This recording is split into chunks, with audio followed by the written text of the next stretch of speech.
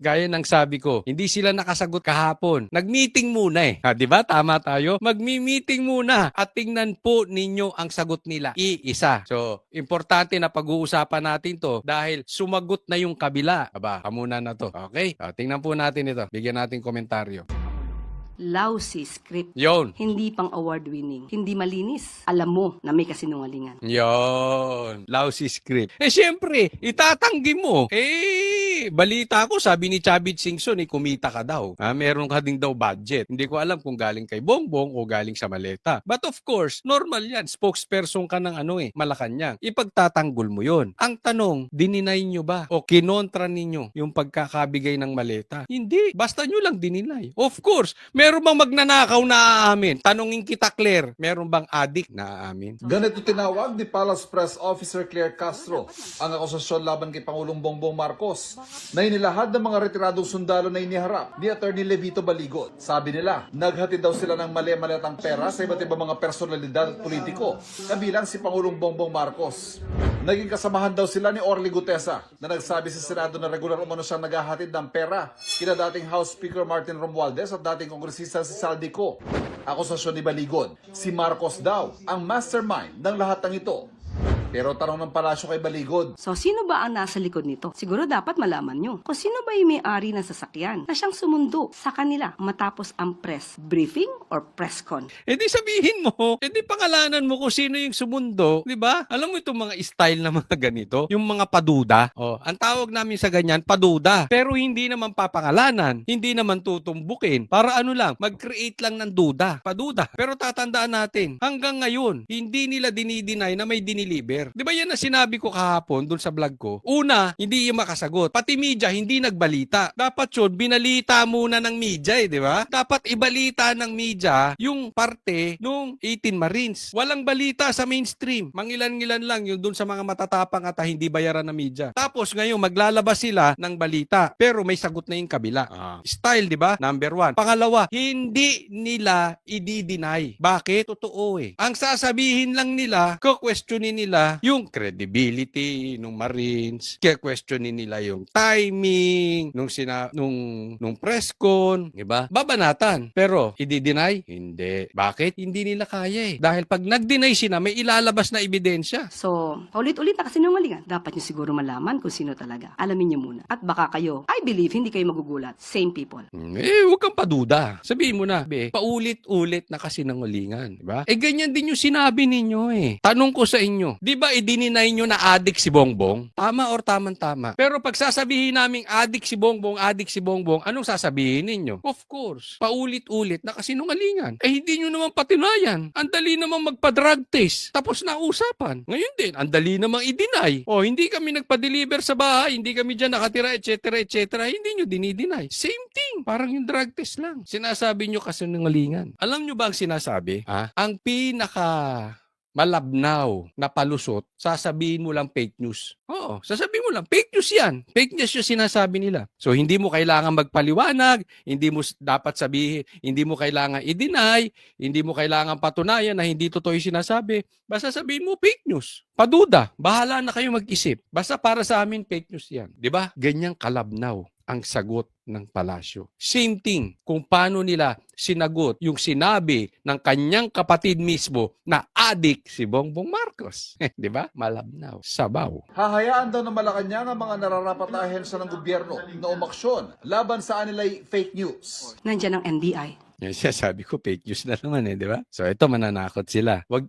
Hindi na binabalita ng mainstream media, ha? Kayo mga vloggers, manahimik kayo. Kasi, andyan ang NBI. Kayo ang mga Marines, mabakla kayo, maduwag kayo. Bakit? Andyan ang NBI. Ito, pananakot na ito, chilling effect to gagawin nila. Anong sinabi niya? Anong sabi ko sa inyo? Hindi nila i-deny. Sasabihin lang fake news. Tandaan nyo yan parati. Pag hindi nila kaya i-counter, sasabihin fake news. Kasi kung kaya nila i-counter, pwede niya sabihin fake news kasi ito yun. Nakita niyo may mga lumalabas na may mga pictures na may mga bag? Hindi ko po pinost yun. Bakit? Alam ko fake news Hindi po. Kaya kay Coach Oli, umasa kayo, totoo balita. Diba? Yung mga biktima raw ng may mga bag, alam ko kitang-kita naman. AI Hindi ako papadulog. So, dito kay Coach Oli, tama yan. Hindi tayo sa mga ganyan fake news. But anyway, pwede mo naman sabihin fake news yan kasi ito totoo. Pero pag sinabi lang fake news, wala naman. malabnaw. O, meron andyan ng NBI. Nandiyan ang PNP. Dyan ang PNP. Dapat malaman nila to. Obligasyon nila na kasuhan ang mga nagpapakalat ng fake news. Dapat pa ba silang utusan? Hindi po. Obligasyon ng NBI, PNP, DOJ. Ayun. So, ibig sabihin, darating. Asahan ninyo, kakasuhan. Bakit? Dahil fake news. Tanong, dininay ba nila? Hindi. Pinatunayan ba nila hindi totoong nag-deliver kay Bongbong Marcos sa bahay niya mismo sa Forbes at sa bahay niya sa Paway, sa Ilocos Norte? Hindi. Anong sabi? Fake news. Obligasyon nyo yan. DOJ, NBI, police, kasuhan tong mga. So ano? Parang ano sinabi? Ganito kasimple yan. Ganito yung pagkaka-explain ni Claire. Hindi lang niya diniretso. Hindi namin kayang ipaliwanag, pero kakasuhan namin kayo. Kaya tumigil kayong lahat. Kontrolado na namin ng media, kayo na lang maiingay. Ganun. Parang ganun, sinasabi nitong aling to.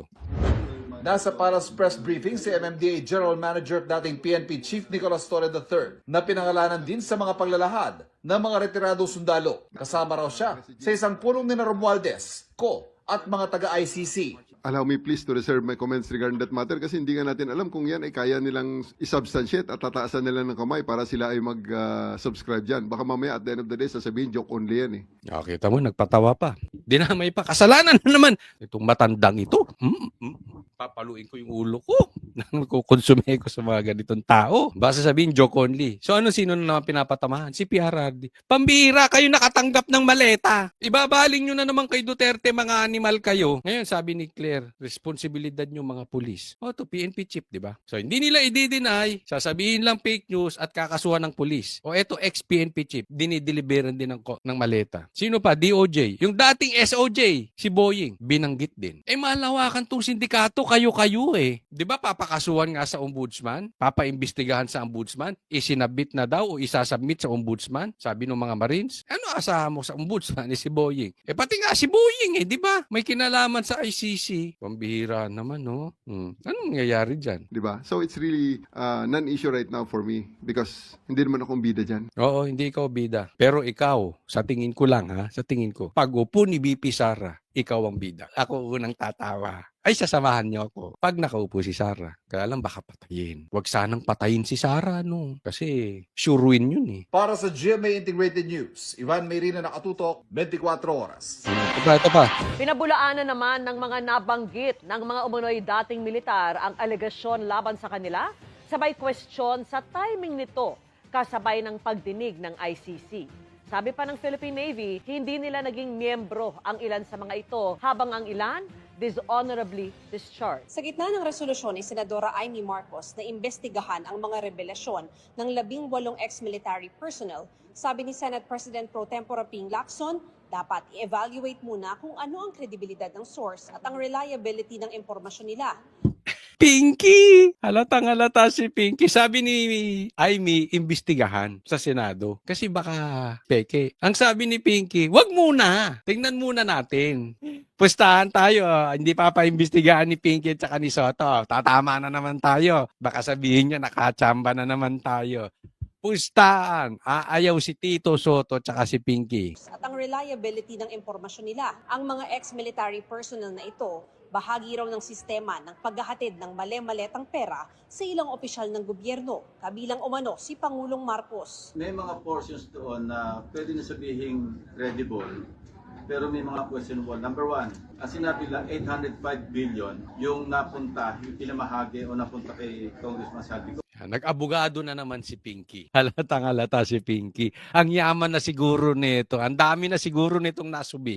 I mean, para talagang na yung kaluluwa mo sa damonyo. Hindi po pwedeng walang kapalit na yaman yon. Halatang-halata eh. Ngayon mo nag-aabogado siya. Paano niya in-explain? Tingnan yung mabuti Anong sabi niya? Meron naman party doon na may punto sila. Pero meron ding parang kaduda-duda. Tapos in-explain nyo na yung kaduda-duda. Hindi niya sinabi kung ano yung meron silang punto. Nagigets nyo kung paano nila. Kunwari, balance siya. May tama yung mga Marines, pero may mali din. Tapos ito, ang haba nung sinabi niya sa mali. Di dapat sana sinabi mo ano yung tama. Sinabi mo din. Well, from 2023 to 2025, ang total amount ng flood control projects, 1.13 trillion. So kung ang napunta kay Congressman Saldico allegedly 805, that's at least 70% of the total appropriations for the same period sa flood control projects. So, puro ghost na yung nandun. Saan manggagaling yung napunta kay Bernardo? Saan ang napunta kay Alcantara? So, sobra yung computation. Sobra computation. Sumulat na So, ang punto rito, may napunta kay 800 billion. So, nasa 1.1 trillion yung pera ang nawawala. Parang ganon. Yung budget, 800 napunta na agad kay Sandro, kay Charis. So, ibig sabihin, 70% napunta sa kanya. Eh, paano yung iba? In short, hindi tatali. I really don't know kung paano nyo kinumpute yan. Diba? Pero alam nyo, madali naman kasing kumuha ng pera kung saan. Una, ito hindi aking opinion lang, hindi naman tayo eksperto rito. Pero they can print money if they want to. Naisip nyo ba yon? Hindi nyo ba napapansin kaya posibleng pagka nag-print ka ng print ng pera, babagsak ang ekonomiya? Pwede yun. Hindi ko sinasabing yan yung nangyari. Ang sinasabi ko posible, di ba? Kasi ang punto niya hindi nagtali. Hindi naman natin alam. Baka may nag-donate, di ba? O kung saan man. But in short, dapat pabulaanan na hindi talaga na-deliver. Ang punto lang natin, iimbestigahan nga, Lacson. Eh di para magkaalaman kung totoo yung sinasabi ng Marines. Bakit lumalabas kang nag-aabogado kay Bongbong? Meron ka na agad conclusion. Eh senador ka. So kung kayo ang mag-iimbestiga, dapat you will appear hindi bias. You will appear fair. Wala kang pinapanigan. Eh as early as now, parang abogado ka nung mga magnanakaw agad-agad. Oh, ba't hindi ba kayo bukas sa imbestigasyon? Hindi ako nagtataka lang sa inyo ni Tito Soto. Bakit pagdating sa imbestigasyon, talagang stop agad. Stop! Huwag tayong padalos. Kasi yun ang suggestion ni Amy, huwag imbestigahan ito, huwag padalos-dalos. rin daw si Lacson sa Philippine Navy, Army at LTO para alamin ang pagkakakilanlan ng mga nagpakilalang dating military personnel. May initial information from Philippine Navy na yung iba dishonorably discharged. A number of them were never members of the Philippine Navy. Yun. Okay. Ito. Ano sinabi ko sa vlog ko kahapon, dun sa mga nakapanood? Kung hindi kayo nakapanood, ay ako'y naglalambing sa inyo, panuorin nyo yung para masundan po ninyo. Na-vlog ko yung kahapon, anong sasabihin? Kasi tahimik ang media, tahimik yung mga magnanakaw, tahimik yung mga the likes of Lacson. Nag-meeting. Anong sabi ko? Magmi-meeting muna yan, tapos ang sasabihin nila, isa lang. Pansin nyo, iisa sinasabi nila. Yung mga excuses nila, iisa. Anong sinasabi ngayon? Anong binanggit ko kahapon sa vlog ko? Sisirain yung credibility ng Marines. Pero hindi nila papatunayan na hindi nag-deliver kay Bongbong Marcos, hindi nila papatunayan na hindi nag-deliver kay Tambi. Sisiraan lang yung Marines. Ano sinasabi ngayon? Yung iba dyan, hindi daw member ng Marines. Yung iba daw dyan ay parang na-dismiss. Huwag kayong mag-alala kasi i-interviewin ito bukas ng Banateros sa SMNI. Itong mga Marines at itatanong natin lahat yan. Okay? So, pero ang punto rito, kung hindi ba sila Marines, yung iba dyan hindi talaga Marines, yung iba lang ang Marines, tapos sasabihin ninyo na yung iba ay na-dismiss or kung ano man ang tawag nyo ron, hindi ba sila pwedeng mag-deliver talaga ng mali-maleta, linggo-linggo, 3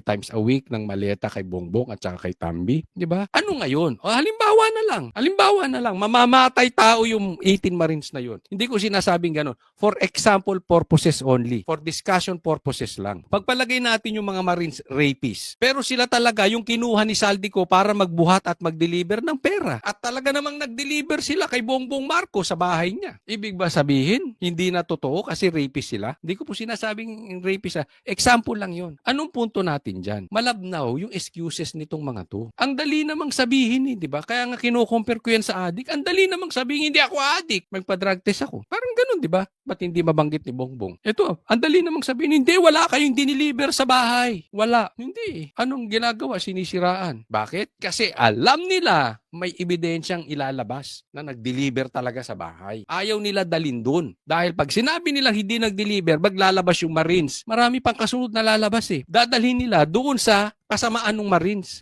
Gigets nyo? Yan si Pinky Lacson. Nag-abogado na sa kabila doon sa mga magnanakaw. So doon pa lang, makukwestiyon natin yung credibility ng source. If true, Pagkatapos ng verification, pwede raw paharapin sa Senado ang mga ito. Nagsabi na ang Philippine Navy na hindi kailanman naging miyembro ng Philippine Marines o Philippine Navy ang 4 sa mga Yung 4 hindi naging member ng Marines. 18 yun. Do the math. May 14 pa. So 14 yung Marines. Hello? Babaw ha? Lumabas na ex-military personnel. Karamihan din daw sa mga ito ay na-dishonorably discharged. Ayan, na dishonorably discharged. Ano ngayon? Kung sila talaga nag-deliver, anong gagawin natin? Nakita nila nag-deliver, anong gagawin natin? Mula sa serbisyo, habang ang ilan naman ay nakapagretiro ng maayos. O yung iba, nakapagretiro ng maayos. Ano masasabi nyo? 18 yan eh. Yung mga nagretiro ng maayos, yun din ang sinasabi. Nag-deliver siya sa bahay ng adik na yan. Pero hirit ni Lacson, tila kahina-hinala ang timing nila. The timing, parang nakatiming to, bakit yung ICC ngayon na nakapokus? Ang pinoproject doon is napaka-corrupt ng ICC, di ba? Dahil nilagyan ng $2 million allegedly through former Senator Trillanes. Yeah, kasi timing ng ICC confirmation of charges. Alam nyo, eto sa akin ano ngayon, di ba? Hindi ko sinasabing tiniming talaga nila. Again, for discussion purposes. Ano ngayon kung tiniming? Dati namang sinabi na ni Saldico Sinabi rin ni Gutesa. Yung sinasabi ngayon ng ex-Marines, pinatunayan lang yung sinabi ni Saldico. At sinabi rin ni Gutesa na kasama nilang nagdi-deliver ng pera na Marines din. So ano ngayon kung itiniming, di ba? So be it. But still, ang nakaw, whether kailan mo i-announce. Ang timing din, yung ngayon, February 25, yung EDSA, 40th anniversary ng EDSA. So ano yung, sa akin kung ako yung mukhang merong political color, not just political color, mukhang merong destabilization na aspect. Kanya daw, merong political color. Pero tatandaan mo, 24 kayong senador. At may gusto na mga senador imbestigahan. So, may political color o wala, edi imbestigahan nyo. Hindi naman ikaw lang ang senador And alam naman natin, anong political color mo? Lahat ng investigasyon patungkol sa ghost projects at sa maleta, haharangin nyo ni Tito Sotto. Kung hindi nyo maharang ng todo, you delay. Tingnan nyo kung tama yung sinasabi ko. You observe Pinky Lacson and Tito Sotto. Kung gugustuhin nila any kind of investigation or bago sila pumayag, laging may resistance. Mukhang merong destabilization na aspect. Mariin namang itinanggi ni dating Senador Trillanes na tumanggap siya ng $2 million o anumang halaga mula kay Ko para sa investigasyon ng ICC o anumang pakay. Gusto lang daw nitong i-discredit ang ICC proceedings laban kay dating Pangulong Duterte. Didemanda niya si Levy Baligod, Mike Defensor, Jason Sa at yung 18 ex-soldiers. Gawin mo. Ako sa totoo, ipapaliwanag ko sa inyo bakit gusto kong gawin niya yan. Sige, gawin mo. Tampahan niya raw ng kasong cyber libel sina Levy Baligod, Mike Defensor, ang 18 dating sundalo at lahat ng nagpapakalat ng kasinungalingang ito. Alam mo, bakla ka kung mananakot ka lang. Dapat yan, ginagawa mo bago ka mananakot. Pero kung hindi mo magagawa, bakla ka. Sinasabi ko na sa iyo. Idemanda mo. At kung may inutusan daw siya para kontakin ang mga police official at politiko para ma-interview ng ICC, ano naman aniya ang mali doon? Nag-react na rin ang ilang mambabatas na nabanggit kaugnay ng issue. I will not dignify a tall story allegation. Ang nakakatawa ron, baka hanapin sa akin ng kasama ko yung tipong maleta. Corny mo. Sa tingin mo. Ako, sa tingin ko lang, sangayon kaya ang asawa niya sa stand niya ngayon. I don't know. Nakakatawa Nagpapatawa si Tito Sotto. Balik ka ng Itbulaga. ron, baka hanapin sa akin ng kasama ko yung tipong maleta. It's all BS. Unassign nga present themselves as National Marites Council. Ayan. Ano sinasabi nila? Yung mga maiingay sa Kongreso, sila yung nakakatanggap ng maleta. Let me repeat kasi kailangan madiinan. Yung mga maiingay, yan ang nakakatanggap ng maleta. Kasi kada hearing, kada buka ng bibig, pera. Daig pa nito mga pokpok Yung mga pokpok, bubuka, ikita. Ito bubuka rin Kaya lang bibig. Kada buka ng bibig nito kita. So kung may pokpok din itong mga to. Yung mga ex-Marines nagsabi niya. Nilulutawag sa mga ganyan. Sabi naman ni Representative Laila De Lima. Bakla! Ito ako nagtatanong lang Uli. Marites Council. Bakla ba to?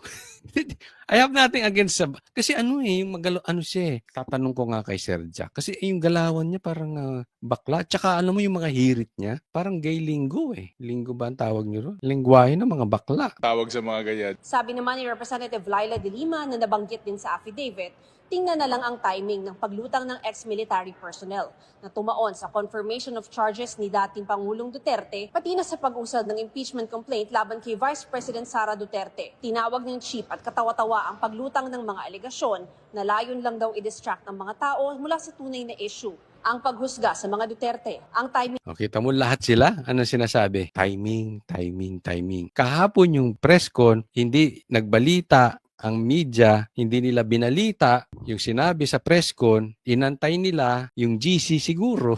Tapos iisa sila sinabi, ito sasabihin natin ha. Timing. Questionin nyo yung timing.